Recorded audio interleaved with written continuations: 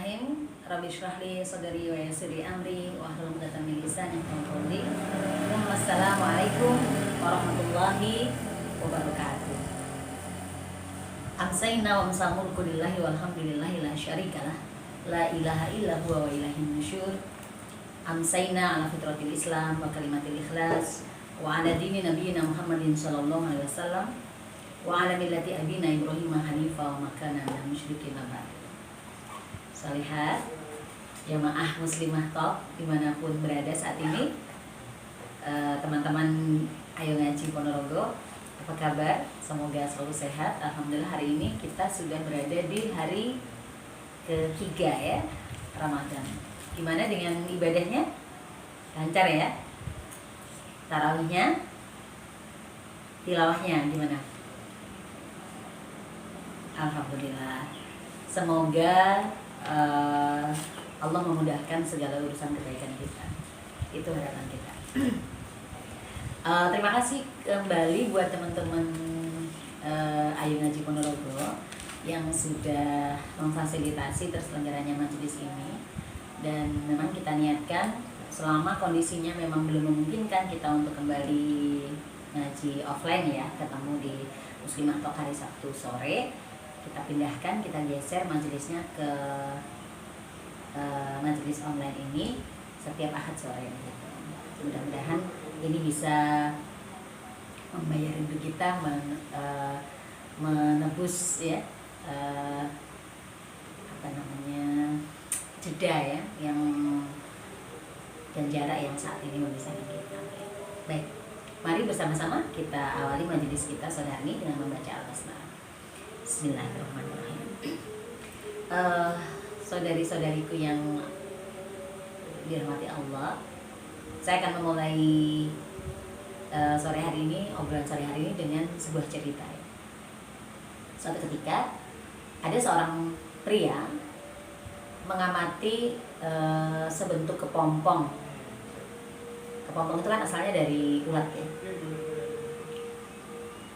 Dia amati, muncul dari kepompong itu sesosok makhluk ya yang bergerak-gerak gitu. Kalau bahasa Jawanya kluket-kluket gitu ya. Berjuang untuk keluar dari kepompong. Prosesnya sangat lama ya. Diamati, terus diamati, lama banget gitu ya. Dia tunggu dan akhirnya keluarlah sebentuk kupu-kupu yang indah. Mengamati prosesnya yang begitu lama dan tampaknya sangat sulit, pria itu berpikir, kasihan ya, coba mungkin suatu saat kalau saya menemukan hal yang sama, saya akan bantu. Saya akan bantu makhluk Allah itu. Jadi ulat berada dalam kepompong, kemudian berjuang keluar menjadi kupu. Pada waktu yang lain, niat atau kerentak dari pria itu tercapai. Dia lihat lagi sebentuk kepompong yang juga sama prosesnya, sedang berjuang untuk keluar. Nah, akhirnya gitu ya, ini kesempatan saya untuk berbuat baik. Saya akan bantu dia. Lalu dia ambil gunting dan kemudian dia bantu, dia gunting kepompong itu, dia buat kayak lubang gitu ya di tubuh kepompong itu supaya kupu-kupunya bisa keluar dengan mudah. Tapi apa yang terjadi? Dia tidak pernah menyangka bahwa ternyata kupu-kupu itu keluar dengan cepat, tapi setelahnya malah tidak segera terbang seperti proses kupu-kupu yang pertama, yang sebelumnya. Kupu-kupu itu malah kayak lembek gitu ya. Kemudian dia tidak mampu terbang, dan beberapa waktu kemudian kupu-kupu itu mati. Dari kejadian itu, pria ini baru belajar bahwa ternyata kesulitan yang dialami oleh kupu-kupu ini untuk proses keluar dari kepompongnya itu sebenarnya adalah cara, sebuah mekanisme alamiah yang Allah ilhamkan untuk memeras cairan dari sayapnya, yang kemudian itulah yang membantunya untuk bisa segera terbang. Nah, kesulitan, ketidaknyamanan, hal-hal yang tidak menyenangkan, bahkan musibah yang terjadi pada kehidupan kita sesungguhnya adalah sarana tarbiyah dari Allah, sarana pembinaan dari Allah untuk membangun sebuah kekuatan untuk kita. Jadi fitrahnya ya, manusia itu kan nggak suka dengan hal-hal yang tidak enak ya. Kalau misalnya sakit ya, manusia lebih suka sehat, tidak punya uang ya. Manusia lebih senang kaya ya. Ditolak, manusia lebih suka diterima kan gitu. Jadi fitrahnya manusia itu ingin hidupnya mudah. Tapi ternyata kita dalam hidup itu juga butuh sesekali bertemu dengan kesulitan, sesekali bertemu dengan halangan, hambatan, penolakan, penundaan, ya, atau ketidaknyamanan, merasakan ketidaknyamanan. Kita perlu merasakan itu. Sebagai contoh lagi misalnya adalah seorang petinju. Saya membayangkan petinju-petinju yang hebat itu pasti di awal-awal bertanding ya, ditinju tang gitu ya, pasti pusing ya, pasti pusing. Tapi itulah yang membuat dia kemudian menjadi lebih kuat, siap untuk menghadapi tinju berikutnya. Begitu. Coba bayangkan kalau petinju itu kemudian memilih untuk menghindari pertandingannya yang pertama. Lawan saya kayaknya lebih gede gitu ya, dia lebih berpengalaman. Gitu. Udah ya dia otomatis tidak akan menjadi seorang petinju kan begitu. Kalau orang Barat mengatakan trouble is a friend, trouble is human friend. Jadi human friend. Kesulitan, masalah hidup itu sebenarnya sahabat bagi manusia hidup. Itu adalah yang pertama, itu tanda kalau kita masih hidup. Ya, nggak ada manusia di dunia ini yang tidak akan mengalami kesulitan, yang tidak akan mengalami ketidaknyamanan. Semua pasti, karena itu sudah satu paket. Kalau istilahnya adalah juz'un la yatajazza, bagian yang tidak terpisahkan dari hidup. Ya, jadi nanjak, nurun gitu ya. Hidup itu begitu. Kalau ada ibarat yang lain, hidup itu seperti berputarnya roda ya. Kadang di atas, kadang posisinya di bawah.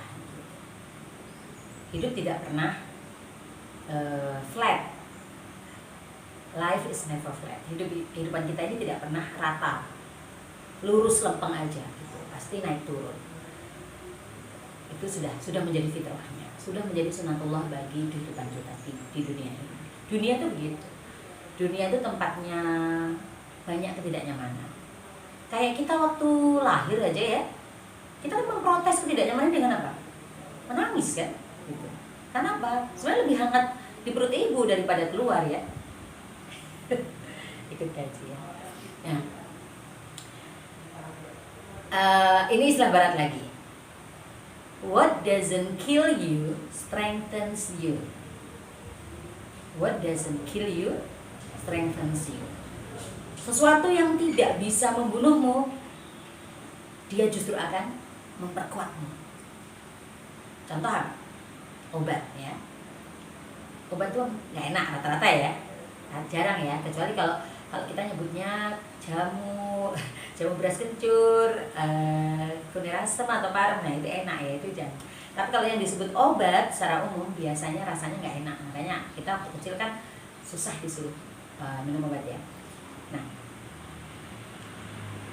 yang diajarkan dari kata-kata tadi yang saya sebutkan tadi adalah bahwa dia pahit itu, tapi itu akan bikin kamu lebih kuat. Olahraga nggak enak kan? Nah, tapi bikin kamu lebih bugar. Diet mengurangi gula, mengurangi garam, mengurangi minyak dan yang lain, nggak enak kan? Tapi insya Allah bikin kualitas kesehatanmu lebih baik. Jadi itu diantaranya. Nah,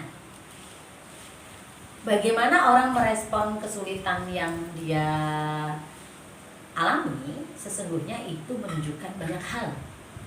Iya. Hal yang menyenangkan maupun hal yang tidak menyenangkan dalam hidup itu akan menghasilkan dua tipe. Saya sudah pernah sampaikan ya, ini refresh aja ya. Akan menghasilkan dua tipe manusia. Terutama kesulitan. Kesulitan itu akan memperlihatkan bagaimana orang itu aslinya. Benar kan? Sampai ada istilah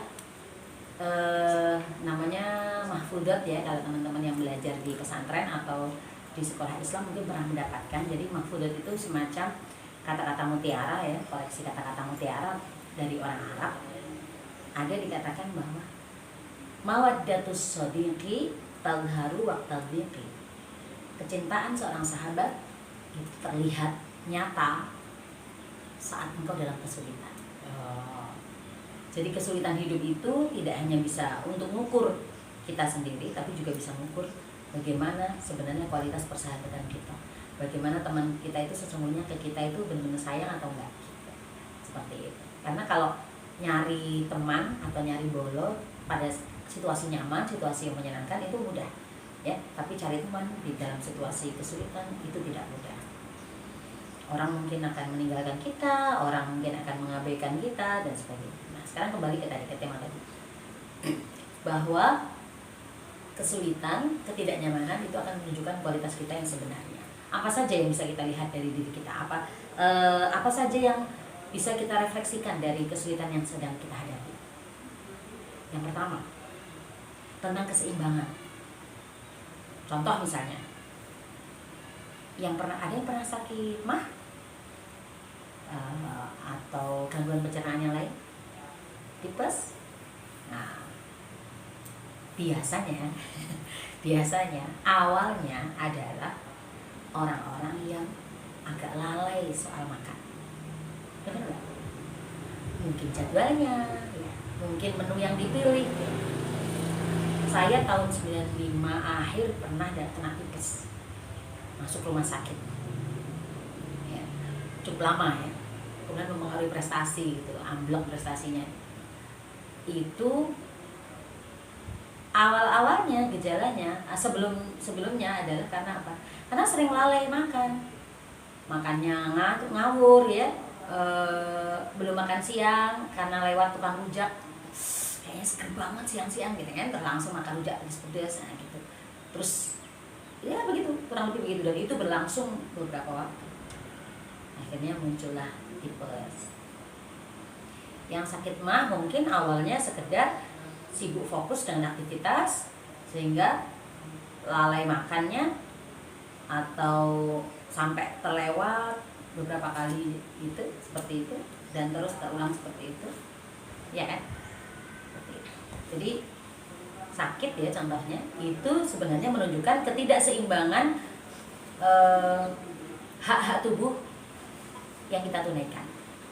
Ya, hak untuk mendapatkan makanan, nutrisi yang sehat, makanan yang baik, thayyib ya, juga hak untuk beristirahat. Benar ya? Atau mengerjakan ketidakseimbangan dalam pengelolaan waktu. Jadi sakit itu bisa menunjukkan bahwa kita kurang beristirahat. Salah satunya itu bekerja terlalu keras, berpikir terlalu keras, sementara istirahatnya kurang. Bisa juga gitu. Benar nggak? Lagi misalnya terjebak hutang, itu bisa menjadi, itu kan kesulitan ya. Atau kehabisan uang gitu aja ya kan.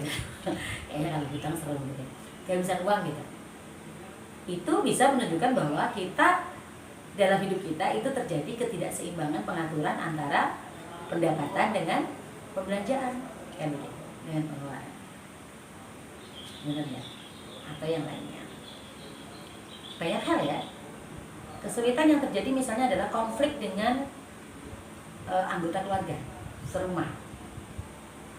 Itu bisa menjadi salah satu indikator bahwa terjadi ketidakseimbangan antara hubungan atau intensitas dan kualitas komunikasi kita dengan orang rumah di dalam dengan di luar rumah.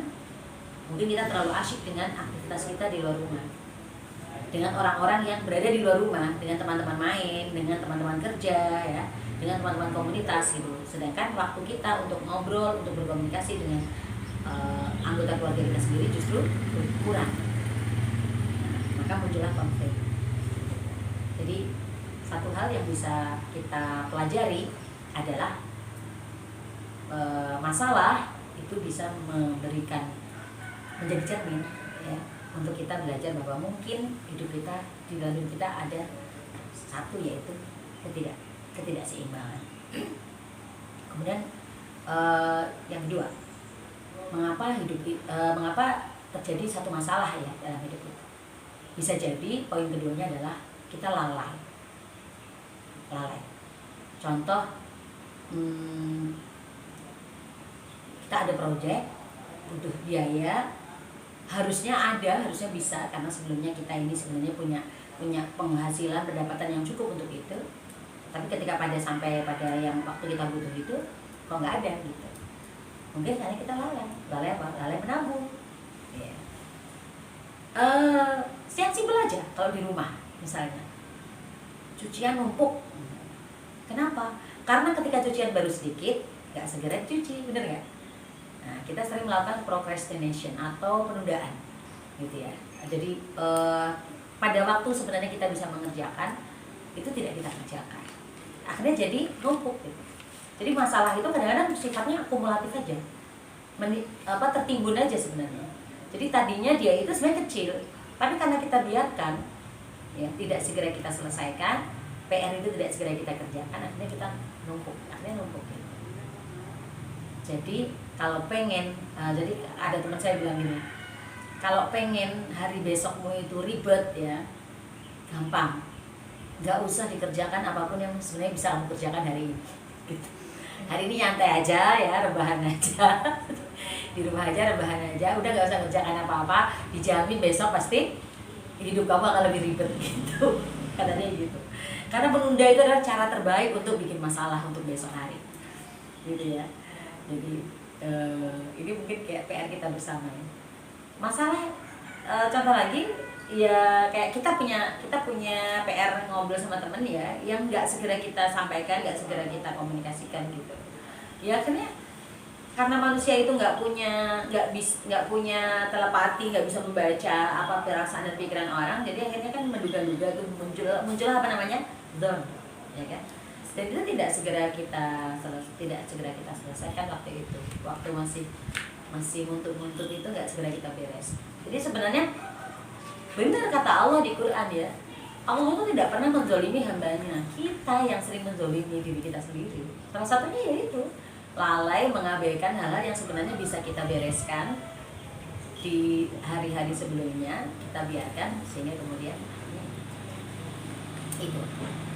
Yang berikutnya, masalah itu muncul karena kita, bahasanya anak-anak itu lebay, karena kita membesar-besarkan sesuatu yang sebenarnya nggak penting untuk dibesar-besarkan, ya. Contoh adalah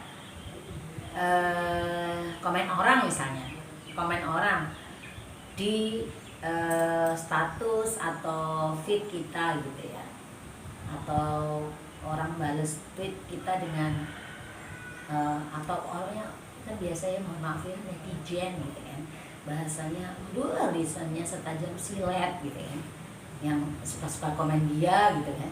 Nah, lalu kita bereaksi, dan reaksinya berlebihan, kan sebenarnya bisa diabaikan, bisa aja dicuekin.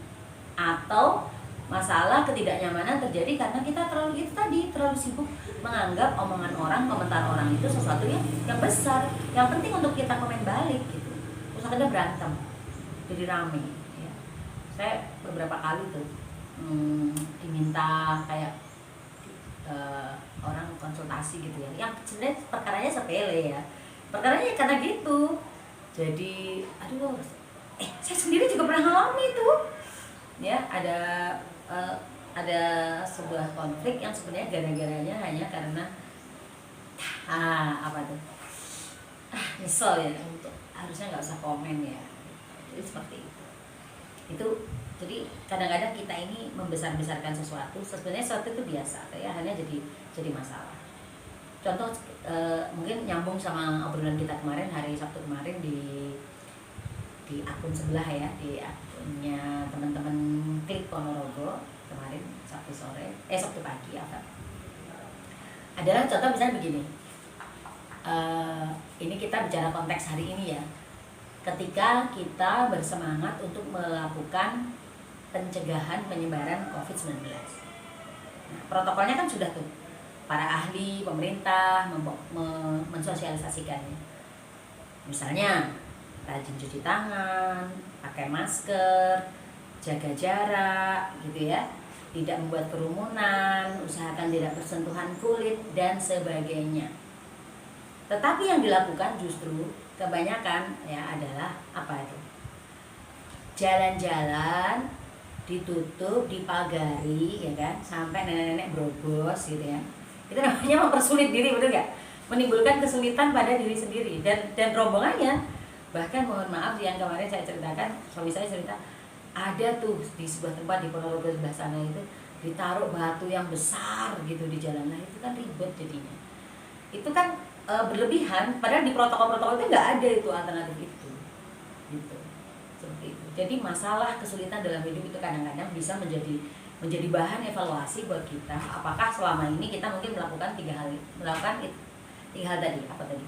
Ketidakseimbangan, kemudian penundaan, ya, dan sikap berlebihan, gitu. Nah, bagaimana kalau yang terjadi adalah sesuatu yang kaitannya dengan yang kita alami adalah sesuatu yang lebih banyak kaitannya dengan takdir Allah. Misalnya apa? Ya kesulitan atau ketidaknyamanan yang kita alami misalnya. Nah, ini konteksnya kalau buat para single adalah menunggu jodoh. Ya. Jadi tadi para teknisi di balik layar ya. Tadi sempat ngobrolin soal itu ya. Kayaknya temanya kaitannya dengan itu maunya mereka. Tapi nggak apa-apa ya, kita obrolkan aja. Menunggu itu salah satu, menunggu jodoh itu sesuatu yang tidak menyenangkan. Iya.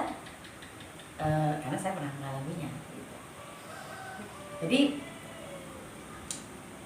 manusia itu kan nggak senang ya berada dalam ketidakpastian. Benar nggak sih? Nah, khusus soal menunggu sebenarnya kita sudah sering sampaikan. Jadi kita ini aneh, kita senang mempersoalkan sesuatu yang itu sebenarnya sudah Allah pastikan. Benar nggak sih? Jadi kita merisaukan sesuatu yang sudah pasti. Tapi memang sama Allah timingnya belum dibuka itu kapannya gitu, ya kan? Kita malah jarang merisaukan sesuatu yang kita masih belum pasti. Maksudnya gini loh, yang kita punya peluang untuk berikhtiar gitu loh. Contoh misalnya gini, ini ada lagunya ya, nggak bisa Sabian tuh ya. Jadi hidup sebuah misteri, ya kan? Banyak ketidakpastiannya. Berarti di situ ada ruang untuk berikhtiar yang sangat banyak, untuk merisaukan kualitas hidup kita. Gitu. Mati sebuah hal pasti, matinya pasti. Tapi bagaimana kehidupan setelah kematian? Itu juga PR, ya kan? Maka berarti tugas kita sebenarnya adalah mari bolehlah risau pada hal-hal yang kita memang ada ruang untuk berikhtiar. Ya, ruang untuk kemudian kalau bahasa lainnya adalah Allah mengizinkan kita untuk ikut nimbrung gitu.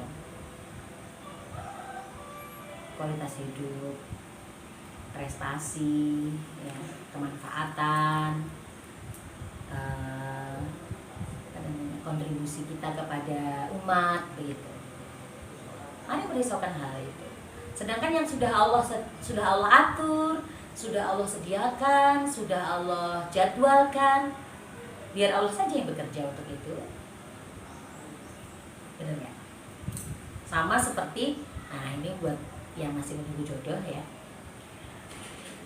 itu seperti menunggu jam berbuka. Sudah ada jadwalnya kan?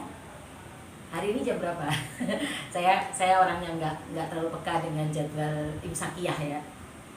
Jam berapa? Udah tungguin aja azannya kan gitu. Ya udah sama, udah gak usah ditunggu-tunggu, ntar juga nyampe ya. Ditunggu, mau ditunggu mau enggak, mau gelisah atau tidak, nanti azan maghrib juga insya Allah gitu. Ya, azan maghrib juga begitu. Jadi daripada merisaukan kapan azannya, padahal sudah ada tuh jadwalnya, sudah ada jadwalnya, nggak usah ini. Nah, mending mengisi masa sebelum jadwal azannya itu dengan aktivitas, dengan hal yang bermanfaat. Nah, setiap sakit Allah sediakan obatnya. Likulli da'in dawaun. Dan pada setiap penyakit yang Allah turunkan, maka Allah sediakan obatnya. Setiap masalah Allah sediakan solusinya. Setiap kesulitan, bersama kesulitan itu Allah sertakan, Allah kirim kemudahan. Inna ma'al usri yusra, fa inna ma'al usri yusra. Berarti PR-nya apa? Nah, berarti kesulitan yang kita alami, ketidaknyamanan yang kita alami, masalah, kerisauan, kegelisahan, apapun sebenarnya bisa menjadi jalan kita untuk menjadi lebih akrab, lebih dekat mengenal Allah. Insya Allah ini bisa menjadi jalan untuk membuat kita lebih bisa membangun hubungan kita dengan Allah. Karena apa? Karena masalah, kesulitan, ketidaknyamanan itu bisa menjadi sarana kita untuk membangun beberapa hal juga. Yang pertama, teman dekat dari yang kita sebut di pertemuan yang pertama ya. Apa itu? Temannya syukur, sabar. Temannya syukur satu paket dengan sabar. Jadi syukur dan sabar itu adalah dua hal mulia ya, yang konsepnya sebenarnya sederhana, tetapi seringkali kita susah untuk melakukannya. Sabar sendiri kan sebenarnya ada dua paket ya, ada dua sisi gitu. Satu sabar dalam kesulitan, yang kedua sabar dalam ketaatan. Dan ini sebenarnya bareng-bareng. Kalau kita bisa bersabar dalam kesulitan, maka insya Allah kita juga akan terbantu untuk bisa sabar dalam ketaatan.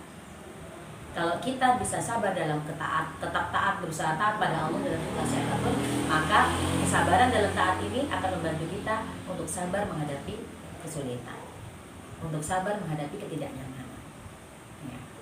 Nah, yang kedua adalah sikoh billah, percaya kepada Allah. Jadi ini soal akidah sebenarnya teman-teman. Jadi akidah itu bukan perkara kita ini, bukan semata-mata kita ini nyembah Allah atau yang lainnya, bukan. Soal teman-teman ini ibadahnya hanya pada Allah, saya yakin insya Allah sudah beres ya kan. Tapi dalam kehidupan sehari-hari, setiap harinya kita ini sebenarnya sedang dites ya, seberapa kuat tauhid rububiyah kita, seberapa kuat keimanan kita terkait dengan meyakini bahwa Allah lah yang campur tangan, yang mengatur, yang menyediakan semuanya untuk kita. Jadi jangan dikira ya bahwa kalau kita sudah tidak menyembah berhala, tidak melakukan hal-hal musyrik itu sudah beres. Hidup ini tesnya ya. Keseharian kita menjalani kehidupan ini sesungguhnya adalah test case dari keimanan kita. Salah satunya seberapa besar kita sikoh pada Allah. Yang berikutnya adalah husnudzon. Nah, ini juga masih ada gandengannya. Jadi kita akan sikoh pada Allah kalau kita bisa selalu berhusnudzon pada Allah. Percaya bahwa Allah menyediakan apa yang terbaik versi Allah menurut kita, meskipun itu mungkin bukan hal yang kita sukai, betul kan? Ya, kalau di Quran, di Al-Quran ya, kadang engkau tidak menyukai sesuatu padahal sesuatu itu sebenarnya baik buatmu. Sakit kan gak enak, maaf, menjomblo kan gak enak, benar kan? Gitu. Ditolak tuh gak enak. Kemarin ada yang curhat ya di klik itu, Amah gimana move on dari gagal ta'aruf gitu. Nah, gagal ta'aruf itu juga gak enak kan begitu gitu. Nggak punya duit itu nggak enak. Jadi ya itu bisnis macet itu nggak enak. Nganggur ya, itu nggak enak ya. Begitu, pokoknya intinya begitu. Tapi kita tidak pernah tahu bahwa mungkin itu saat ini itu yang baik buat kita ya, apa yang disediakan oleh Allah itu selalu yang terbaik buat kita, cuman seringkali kita nggak suka, dan kita sering juga menyukai sesuatu yang sebenarnya itu tidak baik buat kita. Jadi husnudzon modal. Yang berikutnya adalah tawakal. Tawakal itu ada prasyaratnya ya, yaitu ikhtiar dan doa. Jadi sebenarnya masalah, kesulitan, ketidaknyamanan dalam hidup itu adalah bisa menjadi sarana fondasi untuk bagaimana kemudian kita bisa membangun sebuah sikap mental yang namanya tawakal. Yang berikutnya lagi adalah tawadu. Menyadari bahwa kita ini ternyata ya, sehebat-hebatnya kita yang kita bayangkan ya, yang kita GR ya tentang diri kita sendiri, ternyata kita ini sangat terbatas gitu, ternyata kita tidak bisa apa-apa ya. Coba bayangkan, kita sekarang ini, coba bayangkan ya, Cina itu kan raksasanya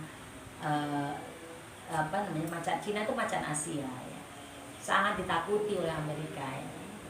Mereka yang geman ya, kayak perang dingin gitu kan, bersaing gitu ya untuk menjadi penguasa dunia. Tapi sekarang kita lihat dunia ini tumbang ya, takluk ya bahasanya gitu ya, takluk dengan makhluk Allah yang kecil ini gitu. Kebayang nggak sih, dulu kan kita kayak nggak pernah membayangkan gitu ya situasi yang seperti ini. Ini namanya kita ini dipaksa untuk belajar tawadu. Iya, saya pernah cerita ya, mohon maaf nih. Jadi saking seringnya saya keluar rumah ya untuk ketemu dengan majelis teman-teman, karena saya prinsip saya selama saya sehat, kemudian ada kendaraan ya untuk datang bisa hadir, saya akan hadir gitu. Sehingga dalam satu hari kadang-kadang 2-3 kali saya keluar rumah, sampai pernah juga ya dapat komplain dari orang rumah gitu. Nah kemudian luar biasa gitu ya, begitu mulai tanggal 16 Maret itu udah sekarang sama sekali tidak keluar rumah karena untuk bikin majelis, untuk menghadiri majelis, karena tidak diperkenankan begitu. Ini saya tidak pernah bayangkan sebelumnya. Dari sini kita belajar bahwa kita ini sebenarnya kita ini oleh Allah diberi kreativitas, diberi ini, tapi ada beberapa hal yang harus kita sadari bahwa kita ini sebenarnya makhluk Allah yang lemah ya. Kita ini butuh bantuan Allah gitu. Kita ini butuh bantuan makhluk Allah yang lain. Benar nggak? Benar kan? Ya. Ada seorang teman punya bisnis yang luar biasa ya, yang hari ini juga curhat ke saya. Wah benar Mbak Ida, benar. Ini hari-hari dimana saya harus belajar tawadu. Jadi waktu itu bisnisnya sebelum kejadian ini bisnisnya sangat kencang ya, dia juga sedang merancang sebuah ekspansi gitu ya, termasuk merambah pasar luar negeri gitu ceritanya. Dan ternyata kemudian situasinya sangat jauh dari yang dibayangkan semua orang. Begitulah ceritanya, sehingga terpaksa dia harus merumahkan puluhan karyawannya. Kita tidak tahu ya. Jadi masalah itu sebenarnya cara Allah untuk mendidik, mentarbiyah kita untuk bisa bersikap tawadu. Tawadu itu tunduk ya, tadoro, DP bahasa Jawanya, nempel sama Allah ya, merayu-rayu Allah gitu, agar Allah menurunkan pertolongannya, bantuannya, bimbingannya, mungkin lewat mungkin secara langsung ataupun lewat makhluk Allah yang lain gitu. Kemudian yang terakhir adalah bahwa masalah, ketidaknyamanan, kesulitan itu sesungguhnya cara kita untuk men-trigger diri kita melakukan introspeksi dan perbaikan diri. Karena bisa jadi tadi ya, yang 3 tadi di awal saya sebutkan, bisa jadi masalah itu ada andil kita, yaitu melakukan terjadi ketidakseimbangan dalam hidup, penundaan atau sikap yang berlebihan.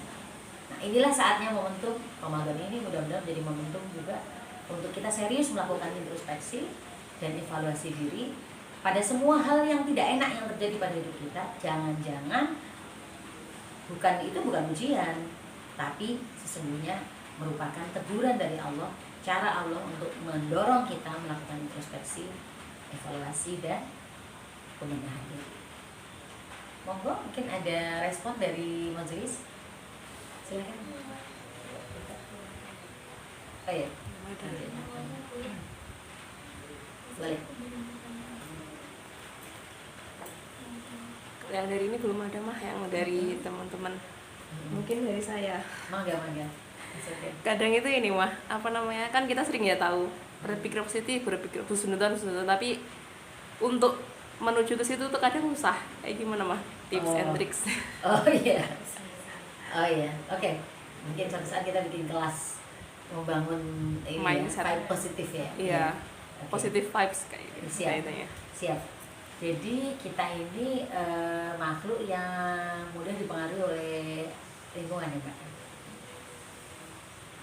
Tapi ada juga orang yang, jadi gini, kita ini punya kekuatan pengaruh sebenarnya, yang itu bertemu dengan kekuatan pengaruh dari orang lain sekitar kita. Nah, tinggal kuat yang mana. Nah, ada orang yang tipenya adalah dia pandai memotivasi dirinya sendiri. Pengaruh orang lain terhadap dia tidak terlalu besar. Nah, orang ini dalam situasi khusus bagus ya, karena dia akan mudah mengendalikan dirinya untuk menyetel, memotivasi dirinya sendiri, menggerakkan dirinya sendiri, mempengaruhi dirinya sendiri, dan mengabaikan hal-hal negatif yang dia terima dari orang lain. Tetapi di satu sisi orang-orang seperti ini biasanya, mohon maaf kalau bahasanya itu agak susah dinasehati ya, agak susah dinasehati. Nah, mungkin Mbak Wafa berada di tipe yang kedua. Tipe yang kedua itu apa? Tipe yang kedua adalah orang yang senang mendengarkan orang lain ya, mudah dinasehati gitu ya, positifnya. Tetapi dalam banyak situasi juga mudah dipengaruhi oleh hal-hal negatif yang dia dengar, sehingga agak merasa kesulitan untuk kemudian bisa menggerakkan dirinya sendiri. Maka alternatifnya adalah berhijrah, berpindah. Ya, berpindah gimana maksudnya? Mencari lingkungan pengaruh yang lebih positif. Bergerombol, berkumpul, bertemu, bertanya, berkonsultasi gitu ya. Ngobrolnya itu dengan orang-orang yang vibe-nya lebih positif daripada diri kita sendiri. Begitu. Jadi ini sebenarnya soal tentang kalau saya mengistilahkannya adalah lingkaran pengaruh dan kekuatan pengaruh. Jadi ada orang, mohon maaf kayak saya nih ya, saya ini orangnya kan tipenya agak dablek gitu ya. Saya tidak terlalu mudah dipengaruhi orang, tapi ya itu tadi, kelemahan saya adalah agak susah untuk mendengarkan nasihat dari orang. Jadi kami ya. Nah, di saat-saat tertentu saya tidak mengalami kesulitan untuk selalu berusaha bersikap positif, karena sebenarnya Mbak, modal kita untuk memotivasi diri kita itu sudah ada, sudah Allah kasih. Di mana itu? Fa'alhamaha fujuraha wa taqwaha. Kepada setiap hanya itu nafsu manusia, jiwa manusia. Kepada setiap jiwa manusia itu sudah Allah ilhamkan potensi baik, potensi takwa, dan potensi fujur, alias positif dan negatif. Itu dua-duanya itu potensinya sudah tersedia. Cuman bagaimana kemudian bisa menggerakkannya itu kembali ke tadi. Jadi saran saya lebih banyak berkumpul, berkonsultasi, bertemu, ngobrol, bertanya, interaksinya itu dengan orang-orang yang vibe-nya positif. Karena kalau bahasanya suami saya tuh gini, jangan senang ngumpul sama orang-orang yang bermasalah. Misalnya dirimu sedang punya kesulitan keuangan misalnya, jangan ngumpul sama rombongan yang lagi klesik-klesik, kalau mereka lagi punya utang gitu ya, atau lagi cari utangan baru gitu. Ngumpulnya jangan sama mereka. Nanti vibe-nya itu ya, jadi akan kena ini sama gitu negatifnya. Jadi kalau misalnya gini, kalau kita pengen apa namanya, lebih bersemangat ya, maka ngumpulnya sama orang-orang yang bersemangat gitu. Kurang lebih seperti itu ya, bisa dengan ya, kalau yang suka baca ya berarti membaca bacaan-bacaan yang inspiratif, diganti tuh semuanya. Contoh aku orangnya kok gampang ya, misalnya ini misalnya kaitannya dengan perjodohan misalnya. Aku kok gampang galau ya soal ini ya. Jangan ngumpul sama orang-orang romantis yang hobinya baca-baca novel-novel kayak gitu ya. Yang cerita-cerita tentang romantis yang kayak gitu. Nanti iya, mulai nanti kan ketika cerita aku kok itu lah gitu nanti ya. Jadi nggak akan dapet vibe positifnya gitu. Itu contohnya misalnya. Jadi kalau lagi turun semangatnya untuk jualan misalnya ya jangan ngumpul sama orang yang lagi ngeluh, orangnya banyak ngeluh, aduh ini ada pembeli cerewet banget, calon pembeli nanya ternyata nggak jadi beli ya misalnya gitu. Ketemunya sama yang semangat gitu ya, yang grup bikin grup yang orang-orangnya semangat gitu. Jadi karena saya sering mengistilahkan energi itu memantul, Pak. Ya, memantul. Kalau kita ketemunya dengan orang yang positif, maka insya Allah kita akan mendapatkan pantulan energi yang positif. Gitu. Insya Allah itu. Jadi yang bikin trauma gini, jadi suudzon itu, prasangka itu sebenarnya dipengaruhi oleh itu kan sebuah persepsi manusia ya. Prasangka itu sebuah persepsi manusia. Itu sebenarnya dihasilkan, kalau dalam teori teman saya yang psikologi dia bilang sensasi. Sensasi itu didapatkan dari mana? Dari experience, dari pengalaman. Jadi kenapa kadang-kadang kita itu trauma gitu. Akhirnya jadi suudzon sama sesuatu ya. Karena apa? Menurut pengalaman kita kayaknya nggak bakal, nggak bisa, nggak mungkin. Nah, saya begitu. Karena kita pernah mengalami sesuatu yang tidak menyenangkan. Maka berarti harus ditimpa dengan experience lain yang lebih menyenangkan, yang lebih positif. Experience-nya apa? Bisa tadi dengan berbagi experience dengan orang-orang yang punya experience positif, yang happy gitu ya, yang menyenangkan, untuk kemudian menutup gitu ya, untuk mengimbangi itu tadi. Mungkin begitu. Monggo ada lagi? Monggo. Nanya Amah, kan tadi Amah nyinggung soal jangan berkumpul atau jangan mendekati vibe-vibe yang negatif gitu kan. Jadi kan aku ada grup bertiga buntel-buntel gitu, maksudnya gendut-gendut gitu. Nah ini kan kaget kirain ada aku di situ. Isinya kan single semua ya. Nah, jadi kadang itu teman-teman berkeluh kesah dengan masa, kayak kemarin itu udah dibahas ya, tapi berkeluh kesah dengan masa singlenya itu. Mungkin juga iya susah sering mengaitkan dengan apa, karena kita bunder kayak gitu, sampai kadang tuh mereka tuh pusing, stres sendiri mengkaitkan gitu. Mungkin kalau aku pribadi bingung mau responnya, soalnya kan mungkin secara umur ya karena lebih junior, bukan lebih junior. Sama aja sih, tapi mungkin karena dari umur kita juga udah merasa sudah waktunya menikah gitu. Terus di keluarga juga sudah, kalau kata mereka tuh di keluarga mereka didorong-dorong gitu untuk segera menikah tanpa dikasih solusi harus apa gitu kan. Jadi kita sebagai akhwat atau muslimah tuh harusnya kayak gimana gitu. Itu kan kayak ibaratnya udah deket waktu berbuka tapi mungkin soundnya mati atau jamnya mati, baterainya mati gitu, jadi belum ada. Jadi kita nggak tahu biar tetap stay cool gitu loh. Sebenarnya rekom saya bubarin aja tuh grupnya Anfaedah. Tapi kalau alternatifnya grupnya mau lanjut, berarti yang diubah adalah, yang disepakati adalah aturan main obrolan di grup itu. Jadi habis ini PR-nya Mbak Nana, karena Mbak Nana yang nyimak majelis ini kan, terus ditularkan ke teman-temannya member grup yang lain ya kan. Grupnya bertiga, saya jadi ingat saya juga punya grup bertiga nulis ya. Tapi isinya yang nulis cuma satu orang, yang dua cuma gini. Tidak produktif. Baik. Jadi, nah kadang kita ini ya, hati-hati kalau ketika berkumpul dengan teman-teman yang mirip atau senasib.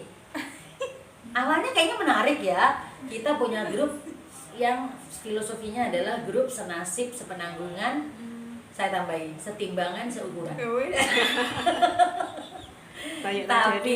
Tapi kembali gitu tadi, jangan-jangan justru malah jadi negatif, karena ketika si ini ngeluh, satunya malah iya ya, oh gitu kan, jadi makin menguatkan vibe negatifnya gitu. Jadi sepakati aja, kayaknya ini nggak positif deh justru ya. Kita sering bikin self talk ya kan, kita bikin self talk negatif. Saya baru sadar ya, contoh tentang berat badan, saya dulu sering banget ngeluarin omongan gini, aduh gimana ya, ketika ada yang tanya diet apa, diet, ngobrol tentang diet, saya selalu bilang males gitu, karena selalu gagal diet gitu.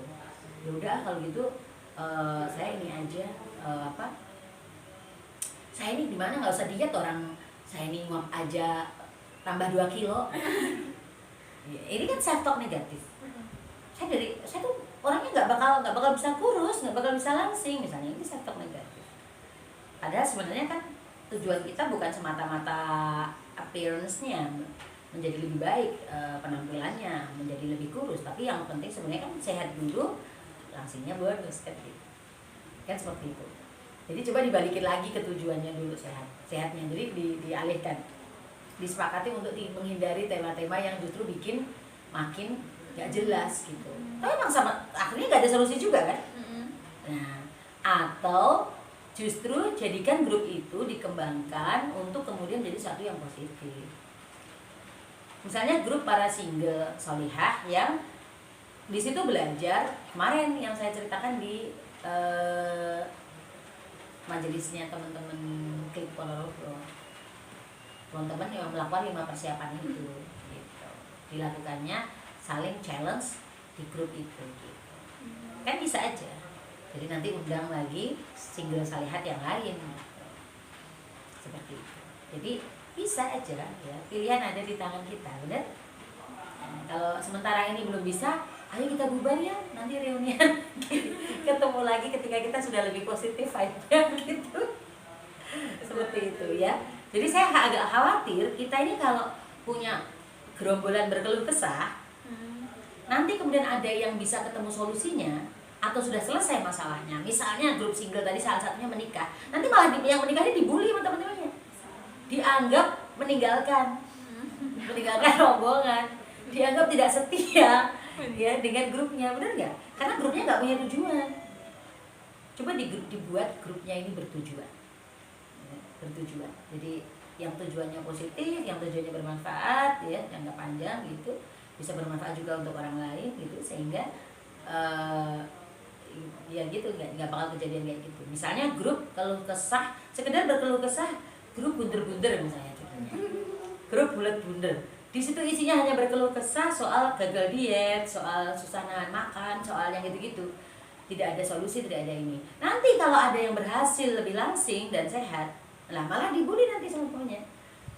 Wah kamu berarti keluar dong karena kamu sudah tidak masuk yang bulat-bunder kan gitu. Betul nggak? Gitu. Jadi coba didorong, dibentuk ini supaya grupnya lebih. Saya jadi ingat grup nulis saya itu ya. Tapi ya. Tapi misal ada teman kita yang berkeluh kesah, ngeluh aja gitu. Kerjanya. Terus dia dalilnya, alasannya mungkin kan ya kita curhatnya ke teman terdekat dan itu kamu yang terpercaya. Itu gimana Pak? Gini, satu kayaknya mungkin kita mulai bisa berpikir untuk menjadi konselor profesional. Profesional tuh dikira berbayar aja ya kriterianya ya gitu. Jadi gini, kemarin juga ada tuh yang datang ke sini sebelum puasa ya, cerita. Jadi dia punya teman yang hobinya ngeluh sama dia, dan kalau dikasih masukan itu sebenarnya nggak dipakai, karena ribet kan. Memang konselor itu selama yang saya alami ya nggak lebih dari tong sampah kadang-kadang ya. Jadi orang itu maaf gitu ya, membuang kekesalannya, membuang keluh kesahnya, membuang unek-uneknya, ya sudah selesai gitu. Nah, nggak apa-apa, sesekali sampaikan. ada orang yang hobinya ngulang-ulang, temanya sama, berarti dia masih mulek di situ aja di masalah yang sama, nanti bilang lagi. Bahkan pernah dulu, mohon maaf yang mungkin orangnya juga ada nyimak majelis ini sore ini, saya pernah ada seorang teman muslimah yang suka datang pada saya dengan tema curhat yang sama. Pada akhirnya saya bilang sama dia, saya nggak mau lagi kamu datang ke sini dan dengerin kamu ngomong soal ini. Iya, saya bilang gitu. Tega ya? Tega, iya. Karena maksud saya bilang saya ingin mendorongmu untuk kemudian kamu bisa mencari solusi dari masalahmu sendiri. Terus itu berarti kalau kamu masih muter-muter di tempat yang sama, berarti sebenarnya apa yang kita obrolkan tuh gak ada gunanya kemarin-kemarin, karena kita nggak bergerak kemana-mana. Berarti istilahnya omongan saya itu juga nggak kepake kan, gitu. Saya bilang gitu. Atau rekom dia untuk mendapatkan solusi dari orang yang mungkin sebenarnya lebih fakih, lebih cocok untuk dia curhati daripada kita. Kasih rekom, gitu. Jadi bahasanya kita alihkan ya, bebannya dialihkan ya ke orang lain. Bisa seperti itu. Bisa cara pertama atau cara kedua atau kedua-duanya, ya. Ya kan kadang-kadang ada ya orang tuh yang apa bahasanya? Oke, ini saya khawatir kita masuk menjadi kategori perempuan yang senang menikmati hidup bermasalah. Naudzubillah. Kayak ini loh, kayak terusupan, tau nggak? Terusupan ya. Terusupan tuh kan nggak enak tuh, barangnya kecil, nyempil ya. Terus, aduh, aku terusupan. Oh, kenapa? Kapan? Nah, gitu. Tahu nggak? Sakit kita itu bisa melahirkan keluhan. Keluhan kita melahirkan perhatian dari teman atau dari orang lain yang kita inginkan memberikan perhatian pada kita. Nah, jangan sampai masalah dalam hidup itu terus hadir hanya karena memang kita sengaja. Kayaknya kita menikmati masalah itu memang. Ya. Contoh maaf yang sering terjadi kalau para single itu masalah hubungan dengan lawan jenis.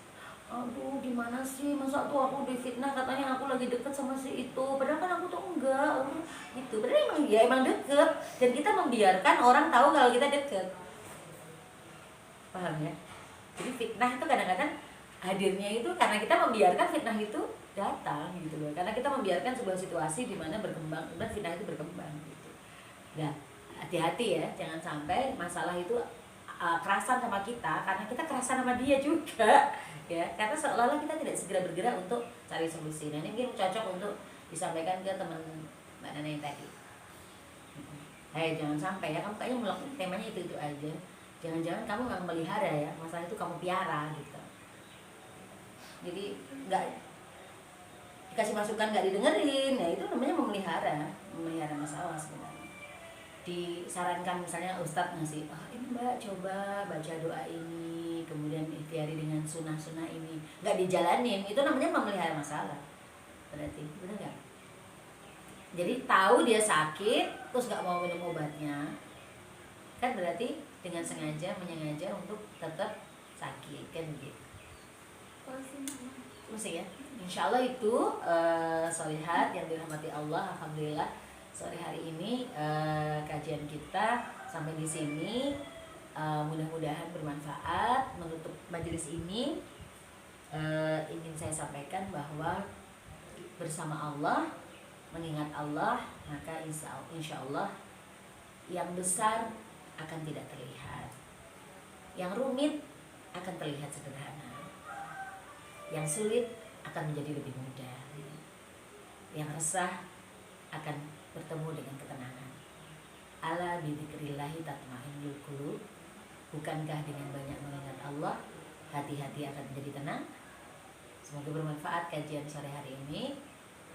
Selamat menjalani aktivitas menjelang buka puasa. Jadi jangan lupa ya, santai aja, jadwalnya udah ada. Itu percaya sama Allah, lebih dekat sama Allah. Mumpung Ramadan, banyak waktu untuk berakrab-akrab, berdekat-dekat. Ingat ya, salah satu cirinya akrab dan dekat adalah apa? Sering ketemu, sering komunikasi ya, sering berinteraksi. Insya Allah ketemu lagi. Mudah-mudahan semuanya diberi Allah sehat, panjang umur.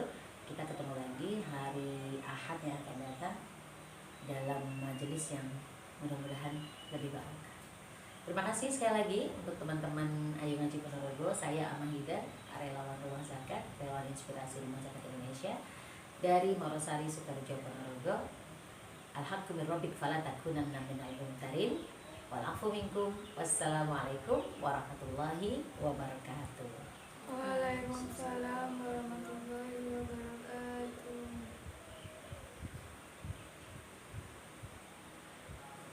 Mbak. Oke. Pena. Udah video. Oh, ya. Yang atas sudah.